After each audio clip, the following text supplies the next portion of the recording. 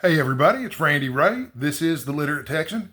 It is Poetry Thursday, and this week I am going to read Ozymandias by Percy Bysshe Shelley, which was written in 1818. Percy Bysshe Shelley, who died at the young age of just 29, was considered one of the more influential of the Romantic poets and a big influence on all the Romantic poets. So this is one of my favorite poets, and it's a sonnet.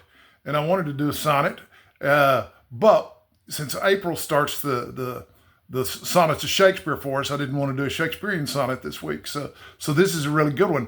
And this week, I'm not going to be holding up a book while I do this because I've got cue cards over here in front of me. You can't see them. You don't need to see them, but I'll be looking off into the distance to try to look wise and stuff. But be sure to stay for the end of the poem, because after the end of the poem, I'm going to have a couple of discussion questions so that we can talk about the poem in the comments. So, Ozymandias, here it goes.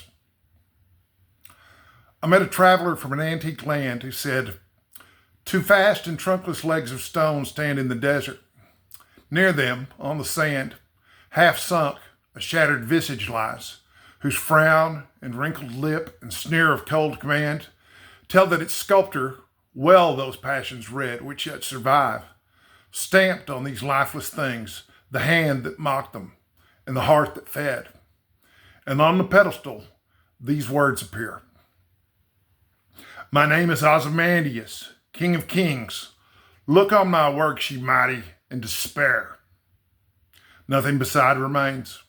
Round the decay of that colossal wreck, boundless and bare, the lone and level sands stretch far away."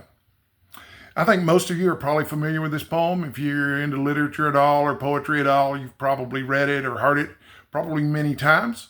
But here's a couple of questions. One of those is, this poem's told from multiple narrative voices. How many narrative voices can you find in this particular poem? I've seen different answers to this on different articles on the internet personally.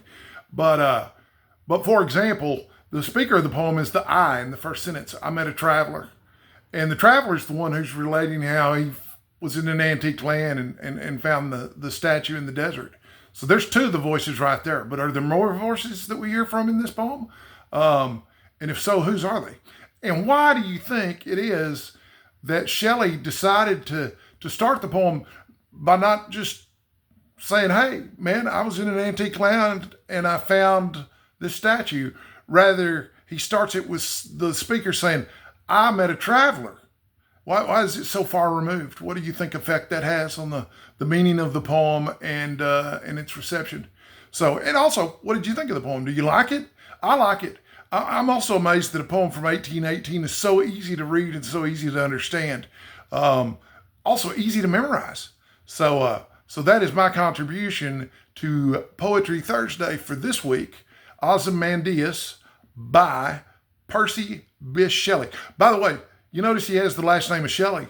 Mary Shelley wrote Frankenstein. You've probably heard of her. And in case you didn't know, Mary Shelley was Percy Bysshe Shelley's second wife. How cool. Small world this literature world is, isn't it? So anyway, until the next video, please stay hydrated, stay sexy. I'll see you soon.